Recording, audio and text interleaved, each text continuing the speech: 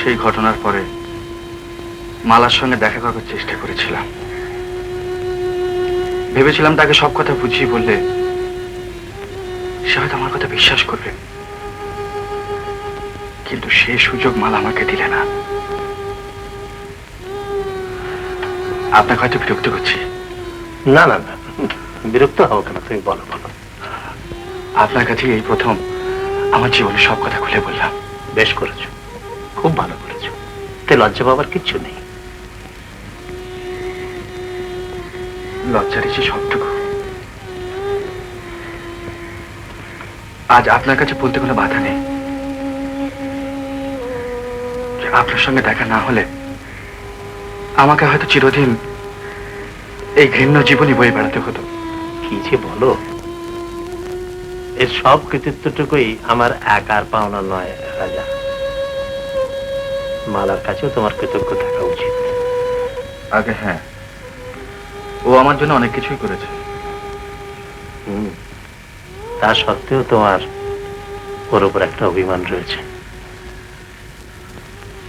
কিন্তু নিজের জীবনের সবকিছু শ্রদ্ধা, বিশ্বাস, ভালোবাসা উজাড় করে দিয়ে সে যদি দেখে যে তার সব মিথ্যে হয়ে গেছে, তাহলে তার মনের অবস্থাটা তুমি চিন্তা করতে পারো রাজা। যাক সে কথা, শোনো, বস্তির ও বাসায় তোমাদের থাকা চলবে না। তোমাদের জন্য আমি নতুন বাসা ঠিক করেছি, সেইখানেই তোমরা উঠে আসবে, কেমন? হরিবাবু বাড়ি আছেন? আগে না, উনি তো এইমাত্র বেরিয়ে গেলেন। ও, তুমি হরিবাবুর মেয়ে? আগে হ্যাঁ। মালা, আমার মুখে তোমার নাম শুনে খুব আশ্চর্য হয়ে গেছো না? আসলে আমি তোমার কাছেই এসেছি। আমার কয়েকটা দরকারি কথা আছে তোমার সঙ্গে। ও আচ্ছা, আপনি আসুন। যার কথা সবই তোমাকে বললাম মা। আজ ওর মন অনুশোচনায় ভরে গেছে, কিন্তু তোমারও তো আরো অভিমান করে থাকলে চলবে না মা। আজ ওর সবচেয়ে বেশি প্রয়োজন তোমার ক্ষমা, সহানুভূতি। যদি পারো এ থেকে তাকে তুমি বঞ্চিত করো না মা। তুমি ঠকবে না, আমিও ঠকিনি। আজ তাহলে আসি মা, আর একদিন এসে তোমার বাবার সঙ্গে আলাপ করে যাও, কেমন? আচ্ছা।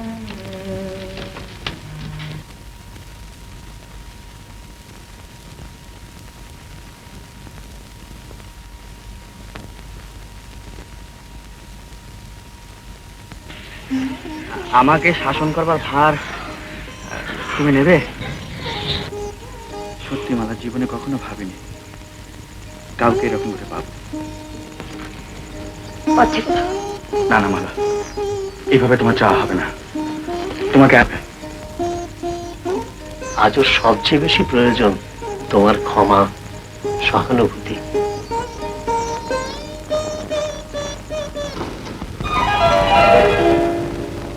তুমি মালা, কতগুলো কথা তোমাকে বলতে না পারলে আমি কিছুতেই স্বস্তি পাচ্ছি না। জানি আজ আমার কোনো কথা তুমি বিশ্বাস করবে না, কিন্তু তবুও বলবো, এতদিন যে আস্থা করে আবর্জনা ছিলাম, আজ তা থেকে উঠে আসতে পেরেছি। আর তার জন্য যাদের কাছে আমি চিরকৃতজ্ঞ হয়ে থাকবো, তাদের মধ্যে তুমিও একজন। আমাকে বিশ্বাস করো মালা। মালা,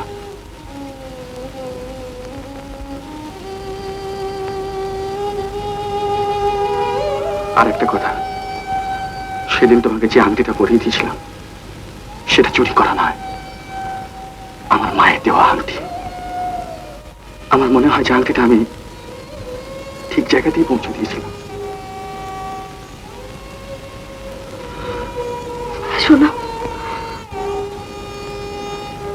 আমি সব শুনেছি, সব শুনলাম।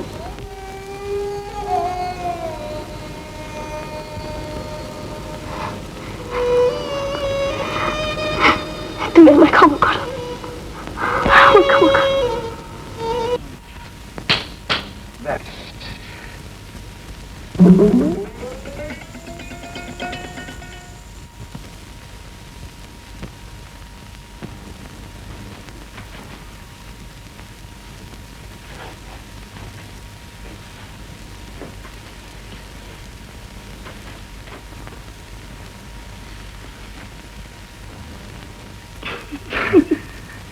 ওটা ভোলা।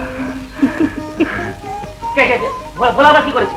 হ্যাঁ, ভোলা কি করেছে? ভোলা এটা কি করে এলো? চিনতে পারছো না বুঝি? মানে ওটা মাফ করে দাও বৌদি, মানে সেই ওই দুদিন পরে তো বৌদি হবে। ও আর বৌদি, সেই আমাদের গাড়িটা যখন গলি থেকে সে বড় রাস্তায় গিয়ে পড়বে না, এই মালাটা ওর গলায় পরিয়ে দিও। হ্যাঁ, কি? হ্যাঁ? না, এই সত্যি না, এই আমি পয়সা দিয়ে কিনে এনেছি, বিদ্যাসাগরের গলা থেকে নয়। না না, ছনা পয়সা নিয়ে মালা।